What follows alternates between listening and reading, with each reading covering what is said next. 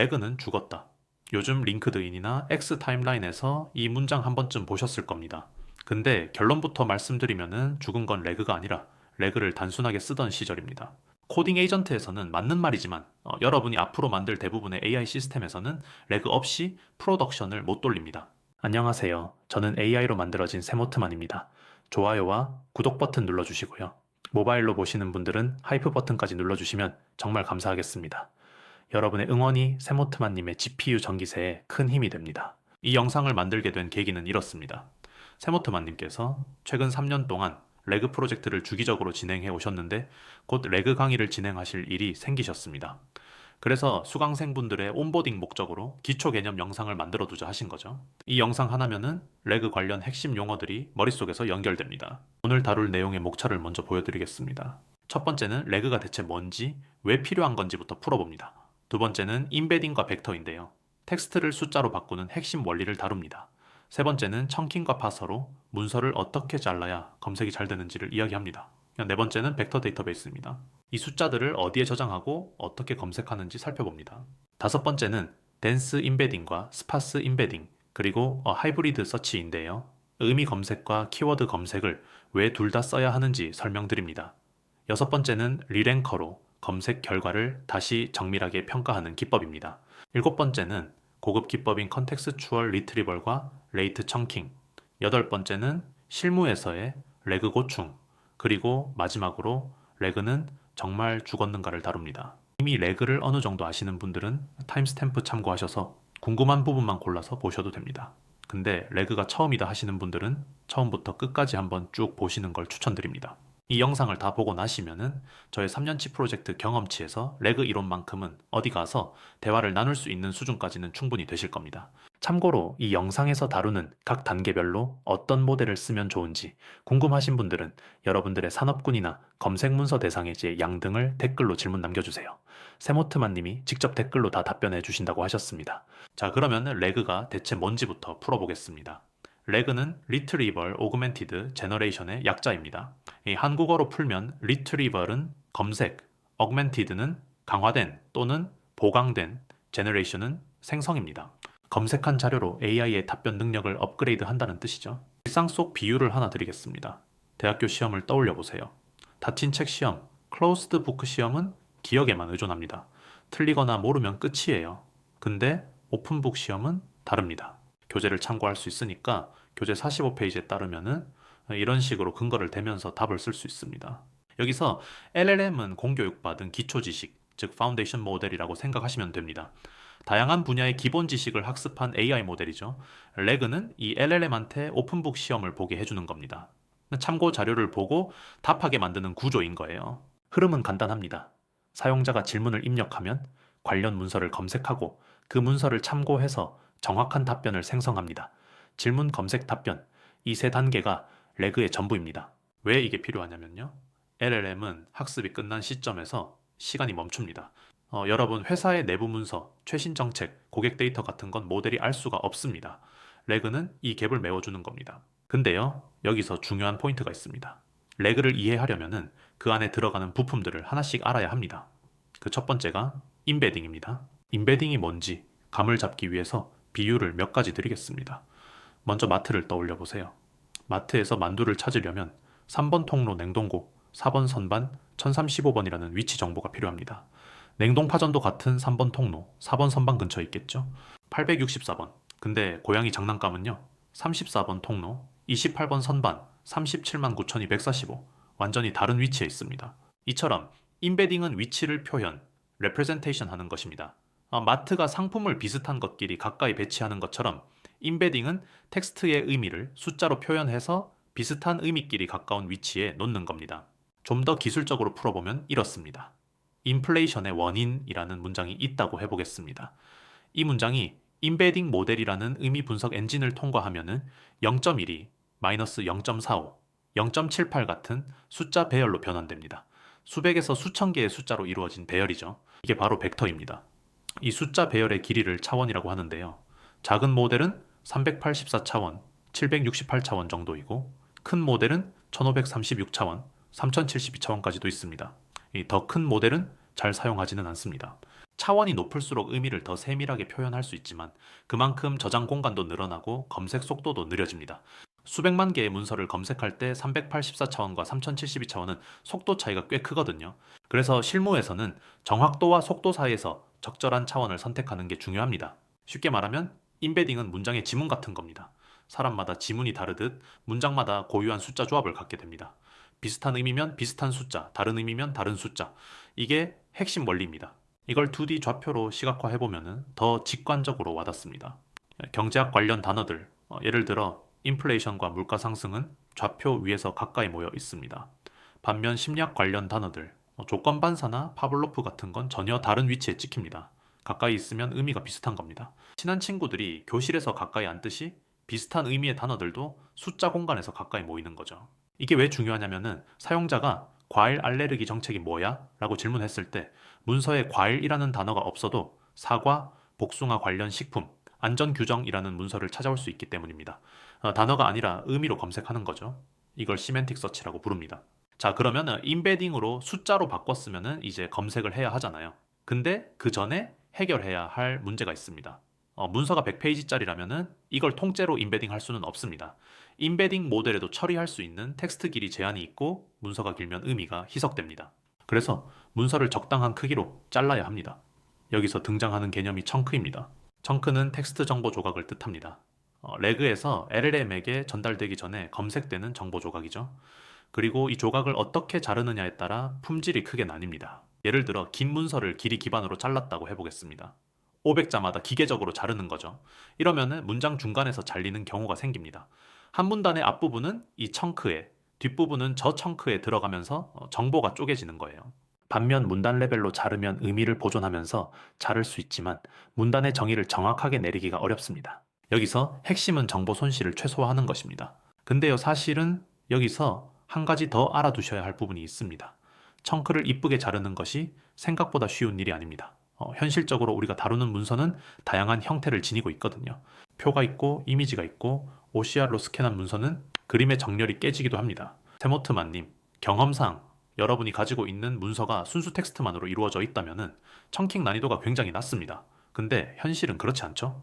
차트가 들어가 있고 이미지가 섞여 있고 테이블이 복잡하게 걸려 있는 순간은 난이도가 급격히 올라갑니다. 이때 문서를 얼마나 깔끔하게 텍스트로 변환하느냐, 즉 파서를 어떻게 적용하느냐가 청킹 품질을 결정짓는 첫 번째 관문이 됩니다. 파서 쪽으로 잠깐 팁을 드리면 옆 스테이지에서 나온 도큐멘트 파싱 모델이 상당히 좋은 성능을 보여주고 있고요. 오픈소스 모델들도 존재하니까 비용이 부담되시는 분들은 그쪽도 살펴보시면 됩니다. 정리하면은 청킹 전략은 크게 두 갈래입니다. 길이 기반 청크는 구현이 쉽지만 정보 손실을 감내해야 하고 실험할 요소들이 많습니다.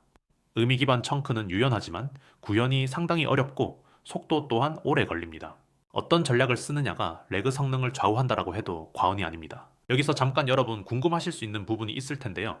이렇게 잘라서 숫자로 바꾼 청크들을 어디에 저장하느냐는 거죠. 여기서 벡터 데이터베이스가 등장합니다. 일반 데이터베이스는 이름이 홍길동인 사람 찾아줘 이런 정확한 조건으로 검색합니다.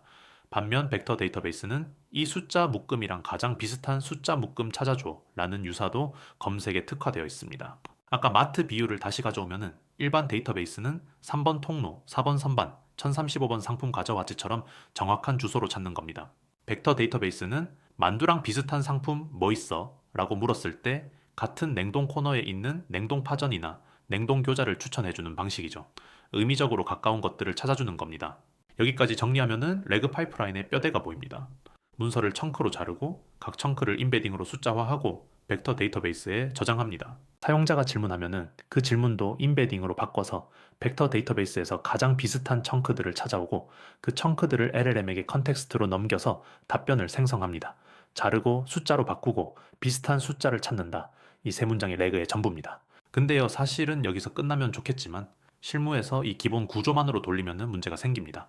그리고 이 부분이 세모트만님께서 3년 동안 필드에서 가장 많이 부딪힌 지점이기도 합니다. 대부분의 레그 프로젝트에서 문제가 생기는 구간이 어딘지 아세요? 제너레이션, 그러니까 답변 생성 파트가 아닙니다. 검색 파트입니다. 검색 대상 문서가 수백 수천 개로 늘어나는 순간 검색 품질이 급격하게 떨어집니다. 모델이 답변을 못 만드는 게 아니라 엉뚱한 청크가 올라와서 엉뚱한 답변이 나오는 거죠. 세모트만 님이 직접 체감하신 건 이렇습니다. 레그가 워킹을 안 하는 대부분의 경우 원인은 단 하나입니다. 여러분의 청크가 정크라서입니다. 청크 자체의 품질이 나쁘니까 아무리 좋은 임베딩 모델을 써도 검색이 안 되는 겁니다. 그래서 샘 호트만님께서 항상 추천하시는 초기 디버깅 방법이 있습니다. 여러분이 실제 필드에서 자주 받는 질문들을 5개에서 10개 정도 선정하세요. 그 질문 각각에 대해서 벡터 검색 결과로 올라오는 청크를 1위부터 20위까지 직접 눈으로 한번 살펴보세요. 이 청크가 왜 3위에 올라와 있지? 이 정보가 왜 10위 안에 없지? 이런 감이 잡히기 시작합니다. 이게 레그를 고도화하는 첫걸음입니다. 근데요, 이렇게 검색 결과를 살펴보다 보면은 재밌는 현상을 발견하게 됩니다. 시멘틱 서치만으로는 못 잡는 영역이 있다는 겁니다. 여기서 덴스 임베딩과 스파스 임베딩, 그리고 하이브리드 서치 이야기를 해야 합니다. 지금까지 설명드린 임베딩, 그러니까 텍스트를 숫자 배열로 바꿔서 의미 유사도로 검색하는 방식을 덴스 임베딩이라고 부릅니다. 수백 수천 차원의 숫자가 빽빽하게 채워져 있어서 덴스, 밀도가 높다는 뜻이죠. 의미가 비슷한 것끼리 가까이 있으니까 과일 알레르기로 검색해도 식품 안전 규정을 찾아오는 게 가능한 겁니다. 반면 스파스 임베딩은 접근이 다릅니다. BME15 같은 키워드 기반 검색이 대표적인데요. 문서에 특정 단어가 몇 번 등장하는지, 그 단어가 얼마나 희귀한지를 기반으로 점수를 매깁니다. 대부분의 차원이 연기고 특정 단어가 있는 자리만 숫자가 채워져 있어서 스파스, 희소하다고 부르는 거죠. 쉽게 구분하면 이렇습니다. 덴스 임베딩은 이 문장이 무슨 뜻이야?를 이해하는 검색이고, 스파스 임베딩은 이 단어가 어디 있어?를 찾는 검색입니다. 여기서 중요한 건 현실에서 둘 다 필요하다는 겁니다. 특히 제조나 금융 같은 도메인 특수성이 강한 산업군에서는 이 차이가 극명하게 드러납니다. 예를 들어 반도체 공정 문서에서 CBD 챔버 온도 이상 관련 내용을 찾는다고 해보겠습니다. 덴스 임베딩은 온도 관련 공정 이슈라는 의미를 이해하지만 CBD라는 특수 공정 약어를 정확히 매칭하는 데는 약할 수 있습니다. 반면 스파스 임베딩은 CBD라는 키워드가 정확히 들어간 문서를 바로 집어냅니다. 금융 쪽도 마찬가지입니다.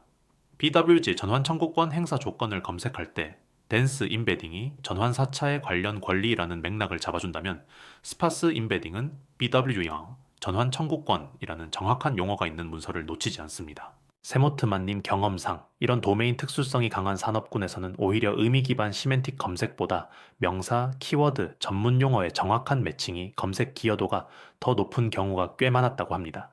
그래서 등장하는 게 하이브리드 서치입니다. 덴스 임베딩의 시멘틱 검색과 스파스 임베딩의 키워드 검색을 동시에 돌려서 양쪽 결과를 합쳐서 최종 검색 결과를 만드는 방식이죠. 의미도 잡고 키워드도 잡는 겁니다. 실무에서는 이 두 검색의 가중치를 조절하는 게 핵심인데요. 범용 문서라면은 덴스 쪽 비중을 높이고 전문 용어가 많은 도메인이면은 스파스 쪽 비중을 높이는 식으로 튜닝합니다. 이 가중치 하나만 잘 잡아도 검색 품질이 확 달라집니다. 자, 그러면 하이브리드 서치로 1차 검색 품질을 올렸다고 해도 여전히 후보군 안에 노이즈가 섞여 있을 수 있습니다. 여기서 리랭커가 등장합니다. 리랭커는 번역하면 재정 열기인데요. 1차로 검색이 후보군을 넓게 가져오면은 리랭커가 그 후보군을 다시 한번 정밀하게 점수를 매겨서 순서를 재배열합니다. 소개팅으로 비유를 해보겠습니다. 1차 검색은 소개팅 주선자가 조건에 맞는 후보 10명을 추려주는 단계입니다. 나이 맞고 지역 맞고 직업 괜찮은 사람, 이 정도 기준으로 넓게 걸러주는 거죠. 여기까지는 프로필 사진이랑 기본 스펙만 본 겁니다. 근데 실제로 만나보면 다르잖아요. 외모는 사진으로 사기를 당해 프로필과 좀 다를 수 있고, 성격이 맞는지, 대화가 통하는지, 가치관은 어떤지 이런 건 직접 대화를 나눠봐야 알 수 있습니다. 리랭커가 하는 일이 정확히 이겁니다. 1차에서 올라온 후보 청크들을 실제 질문과 나란히 놓고 정밀하게 비교합니다. 이 청크가 진짜 이 질문에 대한 답을 담고 있는가를 꼼꼼하게 따져보는 거죠. 프로필만 보고 뽑은 10명 중에 실제로 만나봤을 때 진짜 잘 맞는 3명을 골라내는 게 리랭커의 역할입니다. 근데요, 여기서 리랭커와 관련해서 실무적으로 알아두셔야 할 포인트가 있습니다. 리랭커를 추가하면은 검색 정확도는 확실히 올라갑니다. 근데 속도가 느려집니다. 소개팅 후보 10명을 다 만나보려면 시간이 걸리는 것처럼요. 그래서 상황에 따라 판단이 달라져야 합니다. 여러분이 개인 용도로 레그를 쓸 때, 예를 들어 내 문서를 검색하는 개인 비서 같은 서비스라면은 속도가 좀 느려지더라도 리랭커를 쓰는 걸 추천드립니다. 신뢰도가 중요한 상황이니까요. 내가 검색한 결과를 믿고 의사결정을 해야 하는데 엉뚱한 게 올라오면 곤란하잖아요. 반면에 다수의 사용자를 대상으로 서비스를 해야 하는 상황이라면 이야기가 달라집니다. 동시에 수백 명이 질문을 던지는데 리랭커 때문에 응답이 몇 초씩 늦어지면 사용자 경험이 나빠집니다. 이 경우에는 리랭커를 어떤 조건에서만 선택적으로 적용할지 아니면 더 가벼운 리랭킹 방식을 쓸지 고민을 많이 해보셔야 합니다. 자, 여기까지가 기본 레그 파이프라인의 핵심 부품들이었고요. 이제 한 단계 더 올라가 보겠습니다. 기본 레그에서 가장 큰 약점이 하나 있습니다. 청킹할 때 맥락이 잘린다는 겁니다. 예를 들어 재무보고서를 청킹했었는데 어떤 청크에 전 분기 대비 매출이 3% 성장했습니다. 라는 문장이 들어있다고 해보겠습니다. 이 청크만 보면은 어느 회사인지 어느 시점인지 알 수가 없습니다. 원래 문서에서는 앞에 삼성전자의 2024년 2분기 실적이라는 맥락이 있었는데 청킹하면서 그게 잘려나간 거죠. 엔스로픽에서 2024년 9월에 발표한 컨텍스추얼 리트리버리 이 문제를 정면으로 해결합니다. 원리는 단순합니다. 각 청크를 임베딩하기 전에 LLM을 사용해서 그 청크가 전체 문서에서 어디에 위치하는지 설명하는 짧은 맥락을 붙여주는 겁니다. 아까 예시로 들면 전 분기 대비 매출이 3% 성장했습니다 라는 원본 청크에 이 청크는 삼성전자의 2024년 2분기 실적 보고서에서 발췌한 것으로 전분기 매출은 몇 조 원이었습니다 라는 맥락을 앞에 붙이는 거죠. 이렇게 하면은 검색할 때 삼성전자 2분기 매출이라는 질문에 이 청크가 정확히 매칭됩니다. 엔스로픽 공식 블로그에 따르면 컨텍스추얼 리트리버에 컨텍스추얼 엠베딩스만 적용해도 검색 실패율을 35% 줄였고 키워드 검색 기법인 BM25와 결합하면 49%, 거기에 리랭킹까지 더하면 67%까지 줄였습니다. 이건 상당한 수치입니다. 근데요, 여기서 솔직하게 말씀드릴 부분이 있습니다. 컨텍스추얼 리트리버는 각 청크마다 LLM을 한 번씩 호출해야 합니다. 문서가 1000개고 청크가 10,000개면 LLM 호출이 10,000번입니다. 비용이 꽤 듭니다. 세모트만님께서 이 기법을 실제 프로젝트에 적용하실 때 한 가지 방법을 추가하셨습니다. 모든 청크에 맥락을 다 붙이는 게 아니라 먼저 이 청크가 의미 있는 정보를 담고 있는지 아닌지를 바이너리로 판별하는 로직을 앞단에 넣으신 겁니다. 쓸모없는 청크, 예를 들어 목차만 있는 페이지나 빈 서식 같은 것들을 걸러내고 실제 정보가 담긴 청크에만 컨텍스추얼 리트리버를 적용하신 거죠. 대량 문서를 전체 임베딩하는 대신 이 판별기를 넣으니까 비용이 상당히 절감되었다고 합니다. 비용이 드는 건 사실이지만 한번 잘 구축해두면 뒤가 편합니다. 검색 품질이 확보된 상태에서 시작하는 거니까 이후에 프롬프트 튜닝이나 모델 교체를 할 때도 안정적인 베이스라인이 있는 거죠. 여기서 또 다른 접근이 있습니다. 컨텍스추얼 리트리버리 청크에 맥락을 붙여주는 방식이라면 레이트 청킹은 아예 순서를 뒤집는 방식입니다. 보통 레그는 문서를 먼저 청크로 자르고 각 청크를 따로따로 임베딩합니다. 이러면은 각 청크가 독립적으로 처리되니까 앞뒤 맥락을 모릅니다. 레이트 청킹은 문서 전체를 먼저 긴 컨텍스트 임베딩 모델에 넣어서 토큰 단위 임베딩을 한 번에 만듭니다. 전체 맥락을 이미 반영한 임베딩이 만들어진 다음에 그때서야 청크로 자르는 겁니다. 비유를 드리면 이렇습니다. 일반 청킹은 영화를 장면별로 잘라서 각 장면의 줄거리를 따로따로 요약하는 겁니다. 앞뒤 장면을 모르니까 그가 울었다 해서 그가 누군지 모릅니다. 레이트 청킹은 영화를 처음부터 끝까지 한번 다 본 다음에 장면별로 요약하는 겁니다. 전체 스토리를 알고 있으니까 각 장면의 맥락이 자연스럽게 반영됩니다. 레이트 청킹도 마찬가지로 긴 문서를 한 번에 처리해야 하니까 연산 비용이 더 듭니다. 근데 컨텍스추얼 리트리버과 동일하게 한번 잘 구축해두면 뒤가 편해집니다. 초기 투자 비용은 있지만 검색 품질이 안정되면 이후 운영이 수월해지는 구조입니다. 자, 여기까지가 레그의 핵심 개념들이었습니다. 한번 쭉 정리해 보겠습니다. 레그는 오픈북 시험처럼 문서에서 정보를 검색해서 LLM 답변 품질을 올리는 구조입니다. 그 안에서 임베딩은 텍스트를 숫자로 바꾸는 과정, 문장의 지문을 뜨는 것이고 벡터는 그 숫자 묶음이고 청킹은 문서를 적당한 크기로 자르는 작업인데 길이 기반과 의미 기반이 있습니다. 벡터 데이터베이스는 그 숫자들을 저장하고 유사도로 검색하는 저장소이고요. 덴스 임베딩은 의미 기반 검색, 스파스 임베딩은 키워드 기반 검색이고 하이브리드 서치는 둘을 합쳐서 쓰는 겁니다. 리랭커는 소개팅 2차 만남처럼 후보군을 정밀하게 재평가하는 단계이고 컨텍스추얼 리트리버는 청크에 맥락을 붙이는 기법, 레이트 청킹은 임베딩을 먼저 하고 나중에 자르는 기법입니다.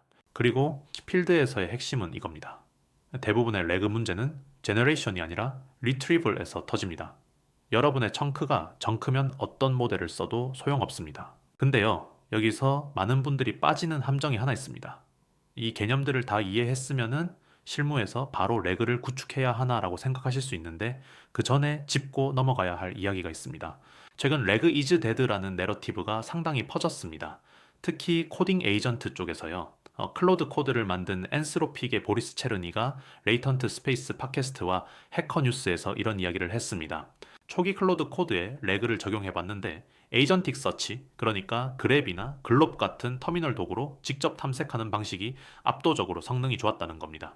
바이브 코딩의 시초였던 커서는 초기 전략으로는 코드 베이스를 인덱싱해서 벡터 검색을 통해서 여러분들의 코드를 수정하고 개발했었지만 클로드 코드는 인덱싱 자체를 안 합니다. 모델이 직접 파일 구조를 탐색하면서 필요한 코드를 찾아가는 방식이죠. 정확성, 보안, 프라이버시, 신선도 측면에서 에이전틱 서치가 코드 검색에서는 더 낫다는 판단이었습니다. 이 이야기가 퍼지면서 레그 자체가 죽었다는 식으로 확대 해석된 겁니다. 사실은 여기서 맥락을 좀 정확하게 짚어야 합니다. 코드는 구조화된 데이터입니다. 함수명, 변수명, 파일 경로 같은 정확한 매칭이 의미 기반 검색보다 중요한 영역이죠. 그래프로 정확한 문자열을 찾는 게 인베딩으로 비슷한 코드를 찾는 것보다 효과적인 건 당연합니다. 근데 여러분이 다루는 데이터가 코드인가요? 대부분은 아닐 겁니다. 고객 문의 내역, 사내 위키, 계약서, 의료 기록, 마케팅 리포트 이런 비정형 텍스트 데이터에서 이 계약서에서 손해배상 관련 조항 찾아줘라고 했을 때 그래프로는 답이 안 나옵니다. 손해배상이라는 정확한 단어가 아니라 배상 책임, 면책 사유, 위약금 같은 의미적으로 연결된 내용을 찾아야 하니까요. 이건 시멘틱 서치, 즉 레그의 영역입니다. 레그 논문의 원저자이자 컨텍스추얼 AI의 CEO인 나우에킬라가 이런 이야기를 했는데요. 컨텍스트 윈도우가 아무리 커져도 기업의 지식 베이스는 테라바이트 단위이고 모든 걸 컨텍스트에 넣는 건 비용과 성능 면에서 비현실적이라는 겁니다.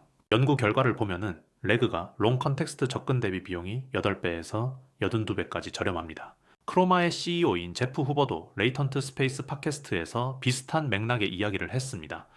레그라는 용어 자체가 세 가지 개념을 하나로 묶어놔서 혼란을 준다는 거죠. 본질은 검색입니다. 검색이 죽을 일은 없습니다.